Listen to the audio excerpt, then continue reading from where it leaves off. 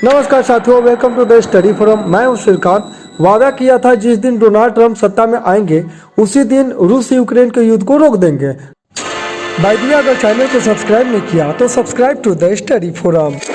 Trump बार बार यह दावा करते रहे थे कि अगर वो राष्ट्रपति बने तो 24 घंटा के अंदर सब कुछ बदल जाएगा, और सच में बहुत कुछ बदला भी। लेकिन जिस तरीके से बदला वो चौंकाने वाला है। राष्ट्रपति बनते ही ट्रंप ने सबसे पहला कदम उठाया, यूक्रेन को दी जाने वाली जो आर्थिक मदद है उसे रोक दी। इससे यह साफ संकेत गया कि अमेरिका अब यूक्रेन के समर्थन में पहले जितना मजबूती से खड़ा होने वाला नहीं है।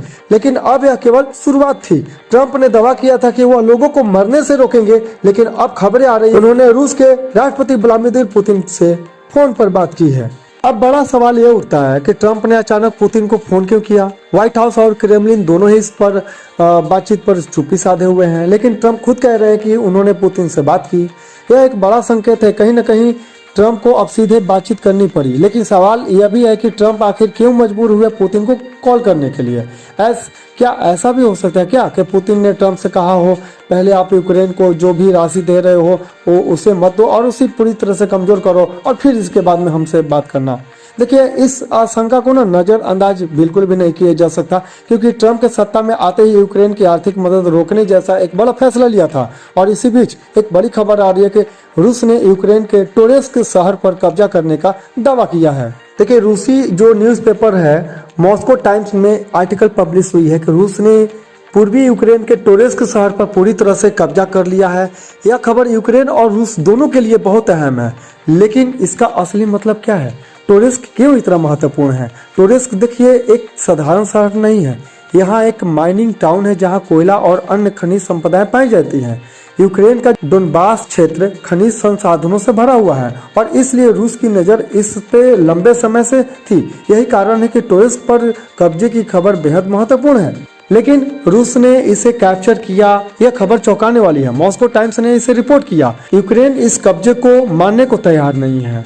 यूक्रेन की आखिर क्यों इनकार कर रहा है? यूक्रेन सरकार ने साफ कहा है कि टोरेस्क पर रूस का कब्जा अभी तक आधिकारिक तौर पर स्वीकार नहीं किया जा सकता। लेकिन जब हम युद्ध के मैदान में रिपोर्ट्स देखते हैं ना, तो तस्वीर कुछ और ही अलग दिखती है। कैसे हुआ टोरेस्क पर कब्जा, ये मैं बता रहा हूँ। रूस ने अक्टूबर 2023 से ही इस शहर पर हमला शुरू कर दिया था। फरवरी 2025 में जाकर रूस ने आधिकारिक रूप से कब्जे का दावा कर दिया। 5 महीने की लंबी लड़ाई के बाद रूस ने यह दावा किया है कि अब टोरेस्क पूरी तरह से हमारे नियंत्रण में है।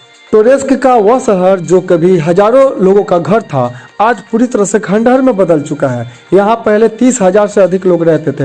युद्ध की वजह से 90% आबादी शहर छोड़ चुकी है। जो बचे हैं वो या तो छिपे हुए हैं या मारे जा चुके हैं।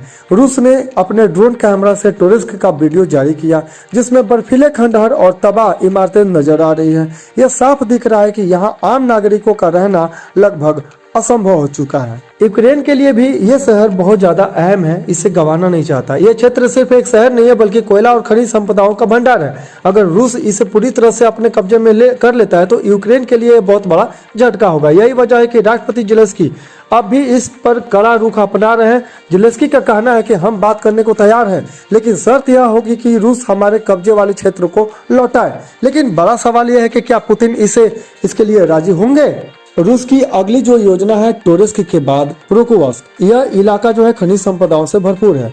रूस की जो रणनीति है वो बिल्कुल साफ नजर आ रही है, क्लियर है। सबसे पहले क्या करो कि खनिज और कोयले के इलाकों पर कब्जा कर लो यूक्रेन का, फिर नेचुरल गैस और ऑयल वाले क्षेत्र पे की ओर बढ़ो और धीरे धीरे यूक्रेन की जो पूरी अर्थव्यवस्था है उसको कमजोर कर दो। अगर रूस इस रणनीति में सफल रहा तो आने वाले समय में यूक्रेन के पास ज्यादा कुछ नहीं बचेगा। अब सवाल ये उठता है कि ट्रंप आखिर इस पूरे मामले में क्या भूमिका निभाने वाले हैं। तो पहले ही यूक्रेन का जो आर्थिक सहायता राशि है उसको बंद कर चुके हैं। जो सैन्य सहायता है उसको भी होड़ पर डाल दिए हैं। इसका मतलब यह हुआ कि आने वाला महीने में यूक्रेन के लिए मुश्किल और बढ़ सकती है। देखिए, अब खबरें भी आ रही है कि ट्रंप और पुतिन की जो मीटिंग होने वाली है वो तैयारी चल रही है, और रूस की मीडिया की रिपोर्ट्स के मुताबिक पुतिन और ट्रंप जल्द ही तीसरे देश में मिल सकते हैं। तीसरे देश बोले तो ये मुलाकात जो होगी संयुक्त अरब अमीरात यूएई में हो सकती है। अगर यह मुलाकात होती है तो बड़ा सवाल यह है क्या ट्रंप यूक्रेन के खिलाफ कोई समझौता करेंगे?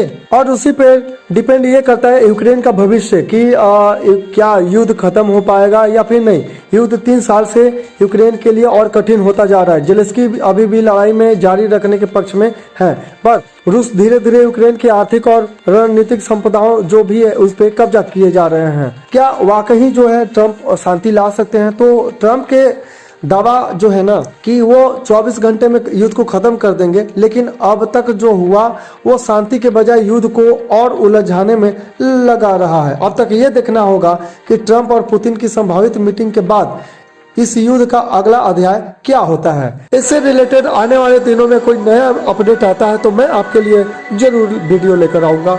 धन्यवाद।